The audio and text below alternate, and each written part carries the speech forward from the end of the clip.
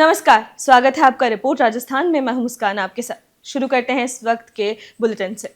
नए आपराधिक कानूनों में 1 वर्ष पूर्ण होने पर जयपुर में आयोजित भव्य प्रदर्शनी का शुभारंभ केंद्रीय गृह मंत्री अमित शाह करेंगे। झुंझुनू जिले के उदयपुर वाटी थाने का चयन अमित शाह की वीडियो कॉन्फ्रेंसिंग के लिए किया गया है, जहां से वो सीधे जनता और पुलिस प्रतिनिधियों से संवाद करेंगे। झुंझुनू एसपी देवेंद्र सिंह राजावत ने बताया कि जिले के सभी थानों में इस अवसर पर विशेष कार्यक्रम होंगे। जयपुर प्रदर्शनी की लाइव स्ट्रीमिंग भी उदयपुर वाटी थाने में ही की जाएगी। थाने में तैयारियां जोरों पर है और स्थानीय गणमान्य नागरिकों, व्यापार मंडल, ग्राम रक्षक दल, सीएलजी सदस्य, सुरक्षा सखियां व शांति समिति सदस्यों को आमंत्रित किया गया है। आपराधिक विधियों के 1 वर्ष जो है उसके क्रियान्वयन के पूर्ण होने पर जयपुर के अंदर एक बड़ी प्रदर्शनी जो है 13 से 18 तक आयोजित की जा रही है, जिसमें कि हमारे माननीय केंद्रीय गृह मंत्री श्री अमित शाह जी जो है वहाँ पे पधारेंगे कल 13 तारीख को। सभी झुंझुनू जिले के जो सभी थाने हैं उन थानों पर इस प्रदर्शनी का जो है वो लाइव स्ट्रीमिंग जो है वो करवाई जाएगी। और हमारे जो भी पुलिस के सहयोगी हैं, जैसे कि सीएलजी है, शांति समिति है के सदस्य है, ग्राम रक्षक, पुलिस मित्र और सुरक्षा सखियां हैं, और इसके अलावा व्यापार मंडल या जो भी गणमान्य नागरिक हैं, जिन्हें ज़्यादा से ज़्यादा हम बुला करके और इन जगह पे थानों पे या डीओआईटी सेंटर या अन्य कोई ऑडिटोरियम या दूसरे ऐसे केंद्र जहाँ पर कि हम लाइव उनको दिखा सकते हैं, उस जगह ला करके और इस कार्यक्रम का आयोजन किया जाएगा। पूरे जिले में उदयपुर वाटी जो थाना है उसको 2 वे कम्युनिकेशन के लिए चिन्हित किया गया है, जिसमें कि माननीय जो केंद्रीय गृह मंत्री है वो यहाँ पर लोगों से जो है सीधे वार्तालाप भी करेंगे, उनके प्रश्नों का जवाब भी देंगे।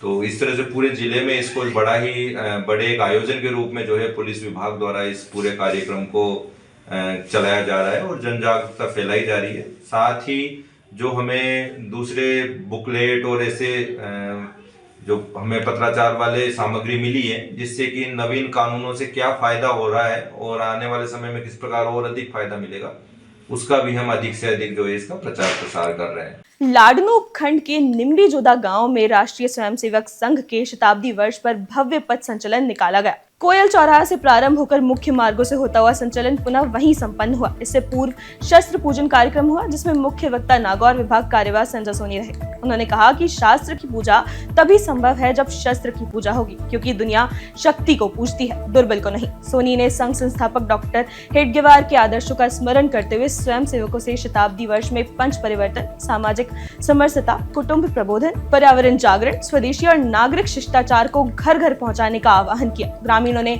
पुष्प वर्षा और रंगोलियों से पथ संचलन का स्वागत किया।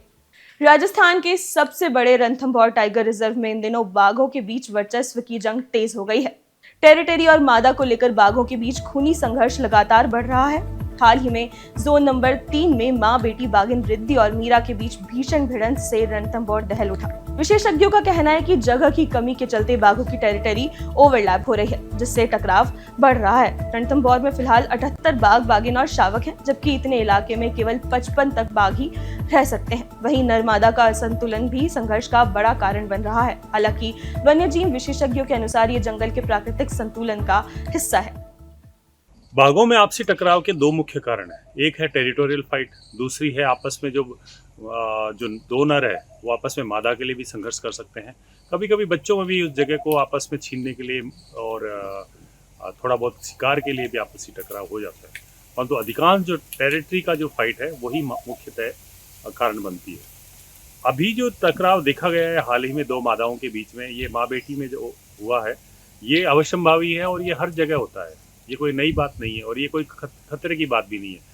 माँ और बेटी का संघर्ष जो है वो इतना खतरनाक और नुकसानप्रद नहीं होता है। आपस में लड़ते जरूर है, परंतु वो एक दूसरे को इस कदर घायल नहीं करते कि वो जिंदा ना रह सके। परंतु जो नई एरिया में अगर ये बाघिन की बच्ची जाएगी तो जो नई मादा उसे मिलेगी या नई फीमेल उसे मिलेगी, उसके साथ इसके संघर्ष तेज हो सकते हैं, वो खतरनाक भी हो सकते हैं। देखिए, टेरिटोरियल फाइट 2 रीजन से होती है। एक तो 2 मेल अगर एक ही जगह पर उनका मिलान हो जाए तब वो आपस में अपनी टेरिटरी और अपनी अपनी फीमेल्स को बचाने के लिए लड़ाई लड़ते हैं। इलाके का संघर्ष कहा जाता है उसे। दूसरा जो टेरिटोरियल फाइट जो होती है या टाइगर्स के बीच में जो भी लड़ाइयाँ होती है वो होती है माँ और बच्चों के बीच में। अभी जैसे रिद्धि और उसकी बेटी के बीच में जो लड़ाई हुई है वो हुई है उनके इलाके को लेकर के। बेटी अब बड़ी हो गई। जनरली बच्चे जब 22 से 24 महीने क्रॉस कर जाते हैं तो फिर उनके बीच में कोई रिश्ता, कोई प्यार मोहब्बत नहीं रहती है। फिर माँ उनको अपने से दूर भगाती है कि आप लोग जाइए, अपना इलाका आप बनाइए। उनकी जो ड्यूटी थी वो समाप्त हो चुकी है। इस दौरान बहुत बार लड़ाइयाँ होती है आपस में, लेकिन वो लड़ाइयाँ मौत तक नहीं पहुंच पाती है। मौत तक पहुंचने की लड़ाइयाँ होती है मेल के बीच में। मुख्य कारण क्या सर? देखिए, जैसे जो टाइगर है वो सॉलिटरी एनिमल है, उसको अकेला रहना पसंद करते हैं और अपनी एक टेरिटरी मार्क करके रहते हैं। जब टाइगर्स के साथ उसके बच्चे होते हैं तो वो अपनी टेरिटरी शेयर करते हैं। जैसे ही बच्चे अब जवान हो जाते हैं तो उनका माइग्रेशन का टाइम आता है, तब ये टेरिटोरियल फाइट टेरिटरी के ऊपर देखने को हमेशा मिलती है।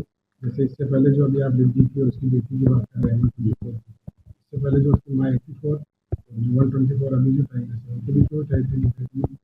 तो जो कमजोर होता है वो दूसरी जगह अपना नई टेरिटरी बनाने के लिए उसे भी राजस्थान के वन मंत्री संजय शर्मा ने आज रणथंभौर टाइगर रिजर्व का अचानक दौरा कर व्यवस्थाओं का बारीकी से निरीक्षण किया। खास बात यह रही कि मंत्री ने किसी को बिना जानकारी दिए ऑनलाइन टिकट बुक कर आम पर्यटक की तरह सफारी की। टोपी, चश्मा और मास्क लगाकर वो जोन नंबर 3 में करीब 3 घंटे तक घूम रहे थे और जंगल की व्यवस्थाओं को खुद देख रहे थे। इस दौरान उन्होंने गाइड, वाहन संचालन और पर्यटकों की सुविधाओं का प्रत्यक्ष जायजा लिया। सफारी खत्म होने पर ही उन्होंने अपनी पहचान बताई, जिससे वन कर्मियों में हड़कंप मच गया। वन मंत्री ने बाघ मॉनिटरिंग के लिए गश्ती वाहन न दिखने पर नाराजगी जताई और अधिकारियों को तुरंत एक्शन लेने के निर्देश दिए।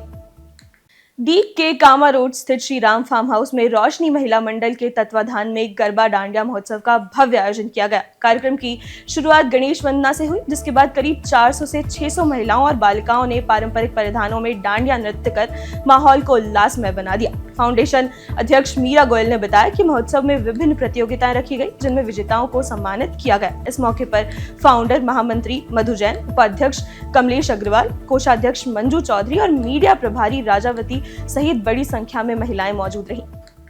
फाउंडर अध्यक्ष हूँ और इस कार्यक्रम को ऑर्गेनाइज करके हमें 1.5 महीने से बहुत ही जोर शोर से तैयारियों में लगे हुए हैं। माता रानी को याद करते हैं। थोड़ा सा देरी हो गई हमारे कार्यक्रम में, लेकिन हमने सोचा कि इसकी दिवाली और नवरात्र को एक साथ सेलिब्रेट करना है।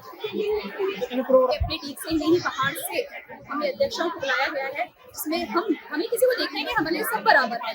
हमें अपना या परायापन का तो हमारे अंदर भाव नहीं, क्योंकि हमारे जो भी हमारे सदस्य हैं वो सभी भी सर्वजातीय भी हैं। और हमारे कार्यक्रम ऑर्गेनाइज करवाने का मेन मुद्दा ये रहता है कि हम सांप्रदायिकता में एकता रखना चाहते हैं कि चाहे वो गुजरात हो, चाहे वो हरियाणा हो, चाहे राजस्थान हो, चाहे दक्षिण भारत क्यों ना हो, सारे त्योहार सब जगह मनाए जाने चाहिए और सभी को एकाकार करना चाहिए। भीलवाड़ा जिले के जहाजपुर थाना परिसर में नव विधान यानी न्याय की नई पहचान विषय पर 6 दिवसीय प्रदर्शनी का शुभारंभ किया गया। इस प्रदर्शनी का उद्घाटन केंद्रीय गृह मंत्री अमित शाह ने जयपुर से वीडियो कॉन्फ्रेंसिंग के माध्यम से किया। कार्यक्रम के उद्घाटन समारोह में उपखंड अधिकारी राजकेश, प्रधान कौशल किशोर शर्मा, डीएसपी नरेंद्र पारिक और थाना अधिकारी राजकुमार नायक सहित बड़ी संख्या में सीएलजी सदस्य, बार एसोसिएशन सदस्य, सुरक्षा सखियां और ग्राम रक्षक उपस्थित रहे। प्रदर्शनी का उद्देश्य आमजन को नए आपराधिक कानूनों, भारतीय न्याय संहिता, भारतीय नागरिक सुरक्षा संहिता और भारतीय साक्ष्य अधिनियम से अवगत कराना है। थाना अधिकारी राजकुमार नायक ने बताया कि पुलिस अधिकारी प्रदर्शनी के दौरान नागरिकों को न्याय प्रणाली में आए सुधारों के बारे में जानकारी देंगे। अभी के लिए इतना ही। ऐसी ही तमाम खबरों के लिए बने रहिए और देखते रहिए रिपोर्ट राजस्थान।